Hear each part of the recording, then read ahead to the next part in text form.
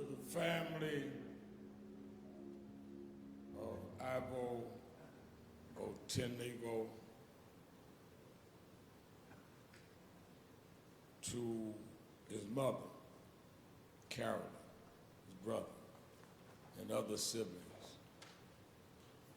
to our pastor, former Mayor Dwight Jones, and to Dr. W. Franklin Richardson, who introduced me, and to the Attorney General of Black America, Ben Crump.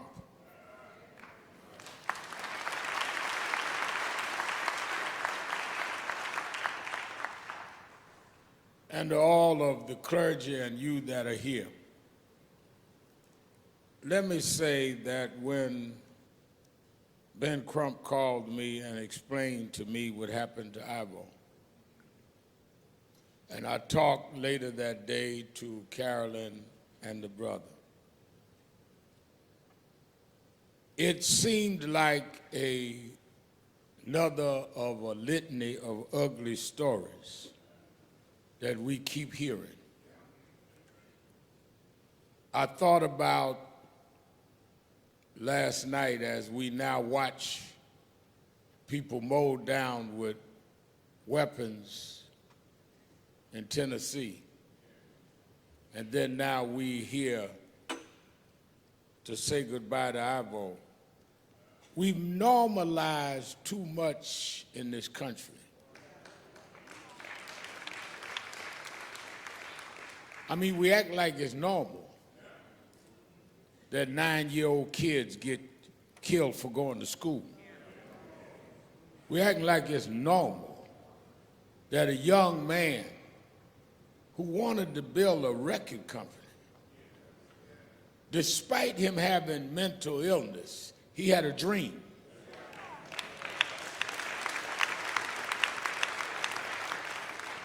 And if he could dream past his illness, what is your excuse not to get structured where people that have mental illness can be dealt with in a sane manner?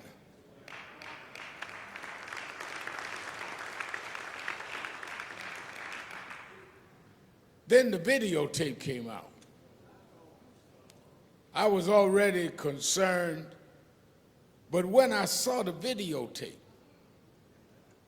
and saw men that were sworn to enforce the law and others that were called upon to deal with the ill, and they began stacking their bodies on him. I know he had an illness, but what was wrong with them?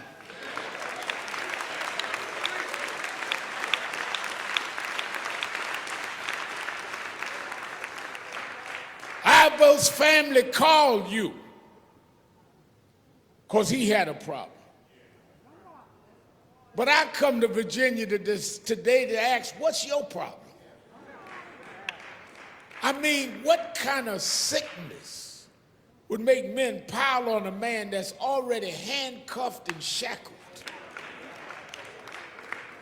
Did you think we wouldn't come and stand with them?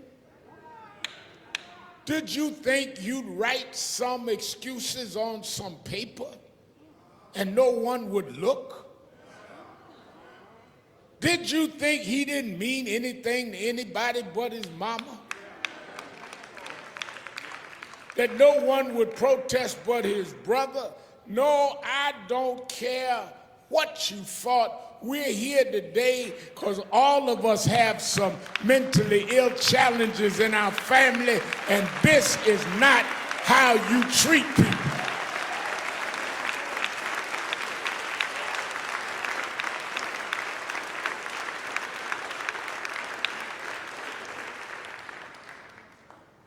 The disgrace was not Irvo had mental illness. The disgrace is how you treated Irvo. And you do it all over the country. All of us have people that are mentally challenged. The question is, why are law enforcement not equipped? to handle the mentally challenged. When you get a call, you should have people that know how to deal with mentally challenged. There ought to be parts of the departments to do that. But to tackle him like you're in a football field and to pile on him like there's no human life, you know he couldn't fight back. He was handcuffed and shackled.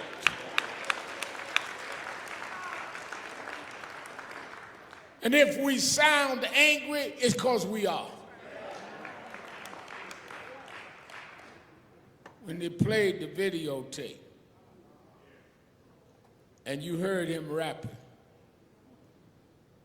it showed some talent there, that if he'd been cared for rather than careless law enforcement, he could have been a shining example of how people, despite their challenges, can be productive anyway. But I want Carolyn to know that he's going to be used anyway as a symbol of no matter what the mental illness, we're not going to allow you to just treat us any kind of way.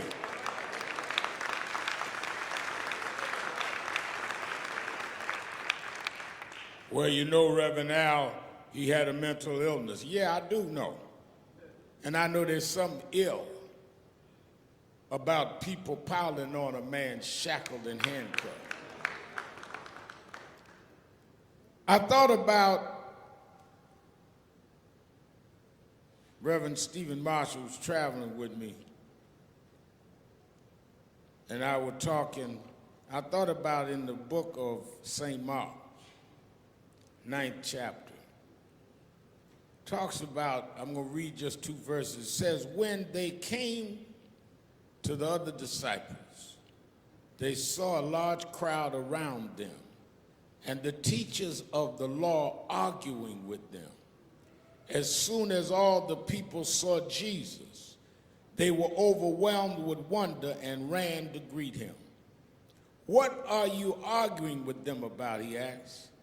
A man in the crowd answered, Teacher, I brought you my son, who is possessed by a spirit that has robbed him of speech.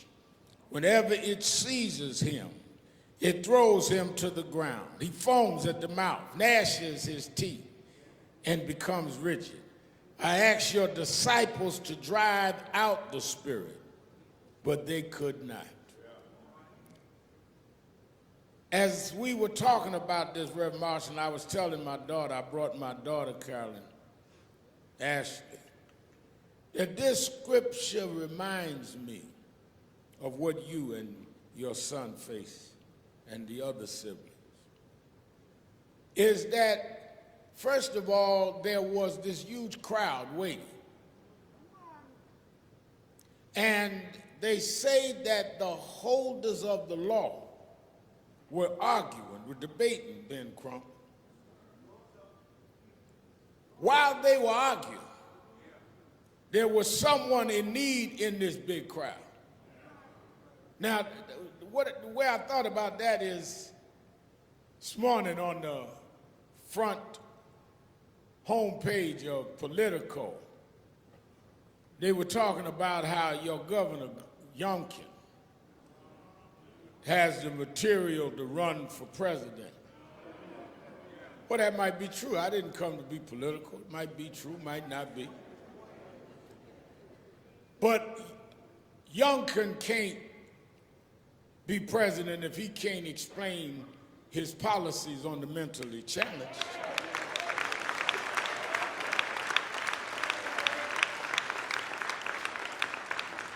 I mean, on my study of Virginia structure, how you deal with the mentally ill comes under the purview of the governor. And before, it's going to take more than you wearing on a vest and campaign and smile. When you got folk being stampeded by law enforcement in your state because their family wants them to have mental health stuff, Mr. Governor, on your way to wherever you're going in the future, What about Irvo?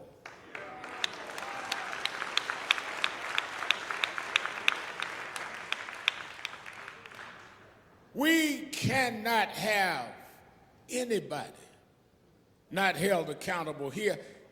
Read the scripture. I know that some of the press going to say, I came and made it political. I'm reading the scripture. They say the people with the law.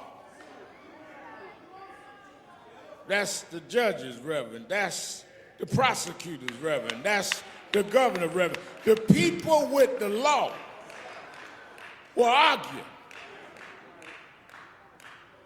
Y'all in the hospital. Rather than helping Irvo, y'all argue. And even the disciples arguing. And then Jesus showed up. And a man broke through the crowd. Why? Because he couldn't get help from the law debaters. Couldn't get help from those that claimed to be disciples.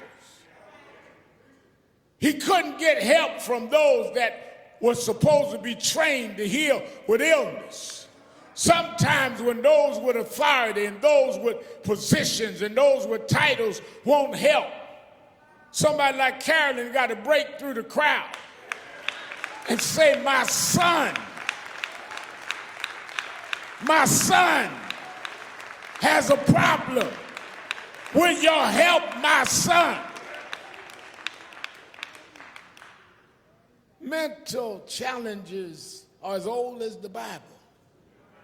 And procrastinating and stalling and doing what is unruly is as old as mental health is. This story is Irvo's story. That they want to ignore those that have a spirit that they did not put in themselves. This boy was not doing nothing wrong. This boy wasn't breaking no laws. This boy wasn't hurting nobody. He had a sickness and illness. And if you were not equipped or trained to deal with the illness, then you should not have showed up to answer the call.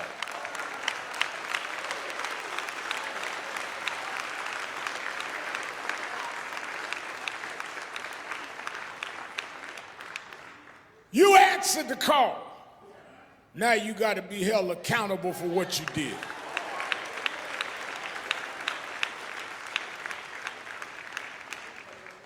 We gonna hold him down. We gonna pin him to the floor. He's already now shackled and handcuffed. And you've been doing this various parts of the country to mentally ill people because you think they're less than. You think because they have some mental challenge, they can't talk against you. And if they did, nobody would believe them. You think that they can't speak through their illness. And you went too far this time.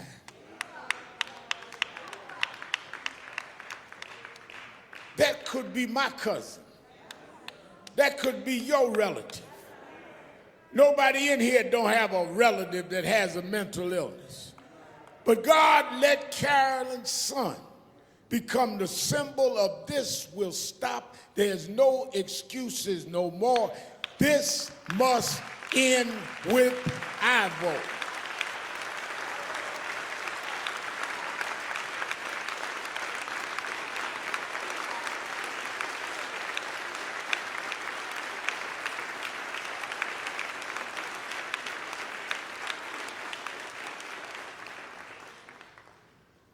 I cannot erase the pain you feel, mother.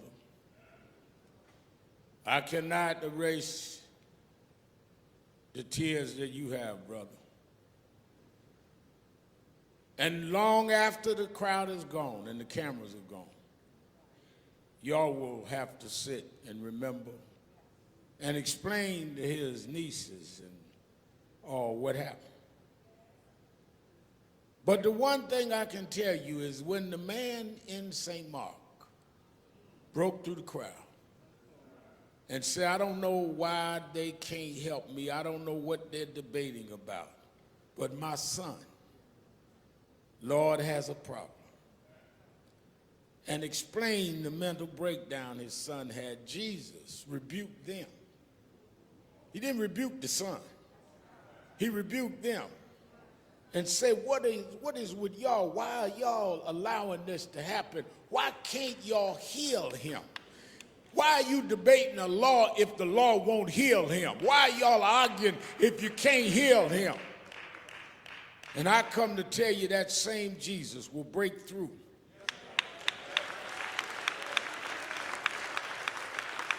Jesus will break through the debate.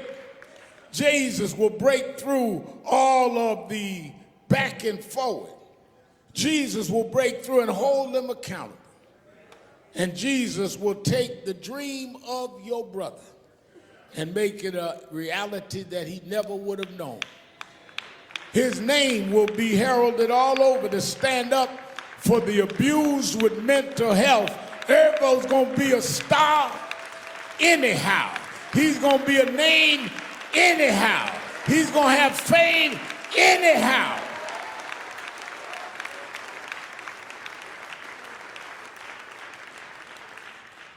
You thought he was worthless, but Jesus said he's worthy.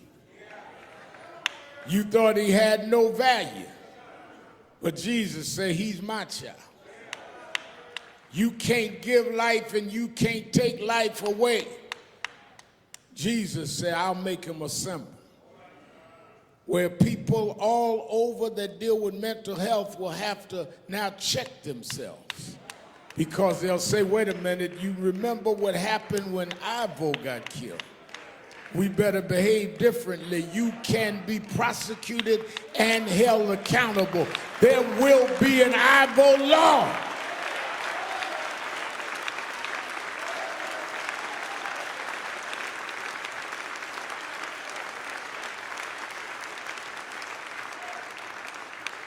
There must be an Irvo law to protect those that are now even in mental health facilities that are treated wrong. Let them lay up in their hospital beds and don't wipe them down, don't feed them right. There must be an Irvo law. You feed them when you get ready. You treat them like they are less than human. There must be an Irvo law where you respect those that are worthy of respect. And if you can't act like that, you ought not be in the mental health field.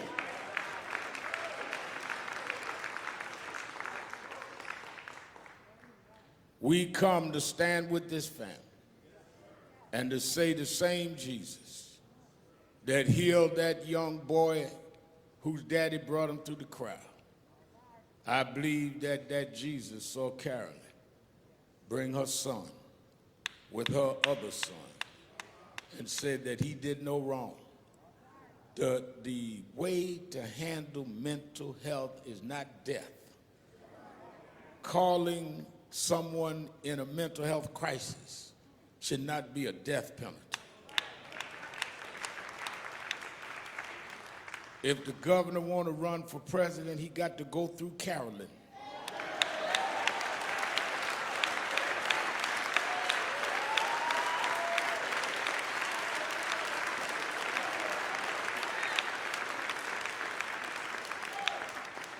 And I'm not here to attack him, I'm here to challenge him. That we all need to quit posing and posturing and start serving our people. Serving people in their point of need. And this family needs to be served with justice. They need to be served with accountability. They need to be served with laws that in the name of Irvo, that this does not happen again. Let it go forth in the state of Virginia that they teach the nation that this is inexcusable. He had an illness he should have been doctored to, not treated with brutality.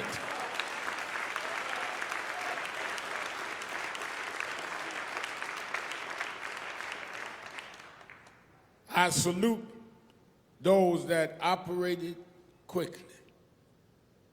I salute the prosecutor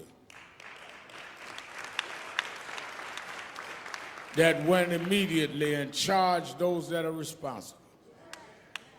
But it doesn't end there. Charging does not give you the trial. And we want a fair trial and a fair result.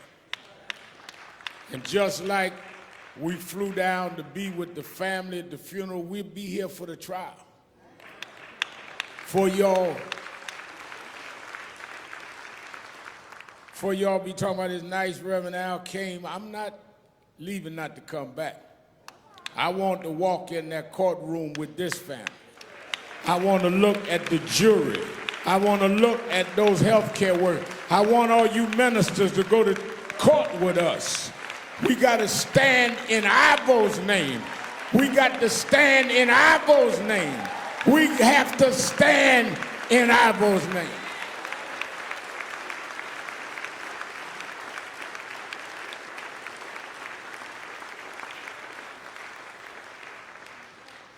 They say every generation of human and civil rights leaders face their challenges and their attacks. Next week will be the 55th anniversary of the assassination of Martin Luther King. And his son and I will be calling for the 60th anniversary march on Washington. A lot of people don't know, Carolyn, is that when Dr. King was killed, I was just 13 years old. I was youth director of the chapter of his organization in New York. It just started. When he was killed, he was unpopular. The polls had him down in the black community, saying he'd lost it and nonviolence is not what we wanted. Sometimes when you fight, you're not going to be popular with everybody. But you don't fight for popularity. You fight for what's right.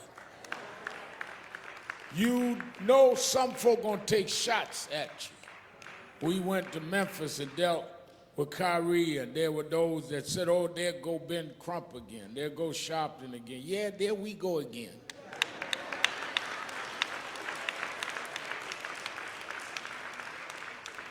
And we know they gonna have it before we get out this church. But somewhere God gave us a chance to stand up for folks like Carolyn. And as long as we do that, God will make a way out of no way.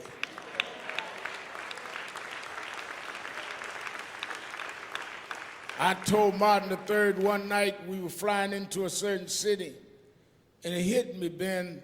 I said, you know, Martin, your father won. He said, what do you mean? I said, I know he never saw his 40th birthday, was killed at 39.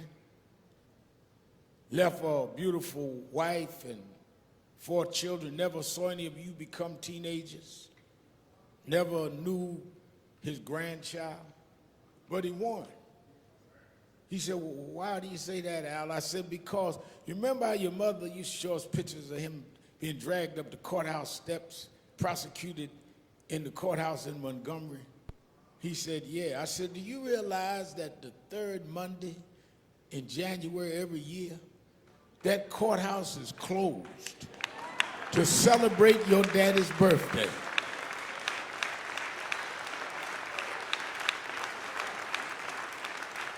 The judge can't come to work. Lawyers can't show up. Clerk can't open the court. The schools he couldn't go to in Atlanta, they closed to celebrate his birthday. Those that mocked him, the federal government closes down to celebrate a boy that grew up in the segregated South. Somewhere I read, if you lift me up, I don't care what they call you, just lift me up. I don't care how they scandalize you, lift me up. I don't care who don't like you, lift me up till I speak from eternity. So before you write your stories against Ben and I, listen to the song, one of these days, I'm going to put on my robe. I'm going to tell the story. I'm going to tell Trayvon's story. I'm going to tell the story. I'm going to tell Eric Garner's story. I'm going to tell the story. I'm going to tell Sean Bell's story. I'm going to tell the story. I'm going to tell Irvo's story. I'm going to tell it in glory that I stood up anyhow. I stood up anyhow. I'm going to put on my robe and tell that story.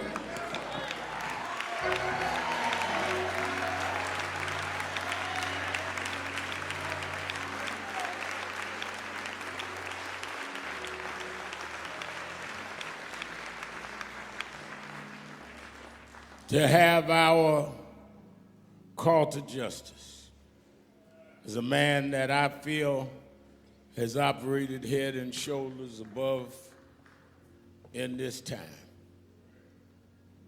I met him many years ago. There was a young man killed in a boot camp in Florida. And a young lawyer called and asked would I come down and help bring national attention. The students at FAMU were marching. And it was a story in Tallahassee, but hadn't broke out. And that's when he called and asked me to come. And I came. People will say that I come for publicity. That's exactly why I come.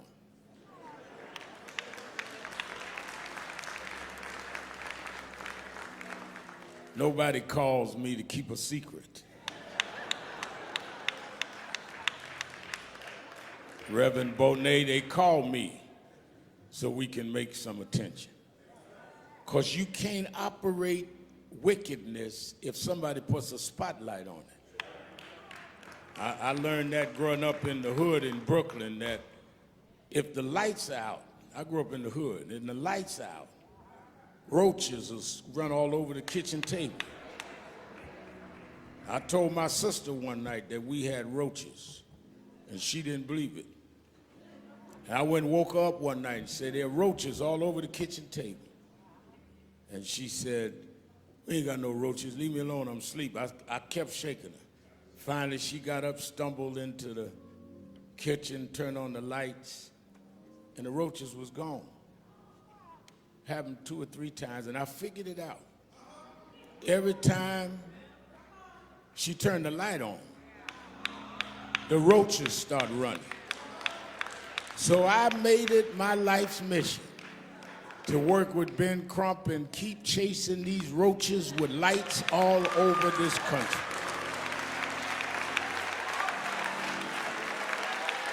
I bring you the Attorney General of Black America, my partner in roach chasing, Attorney Ben Crump.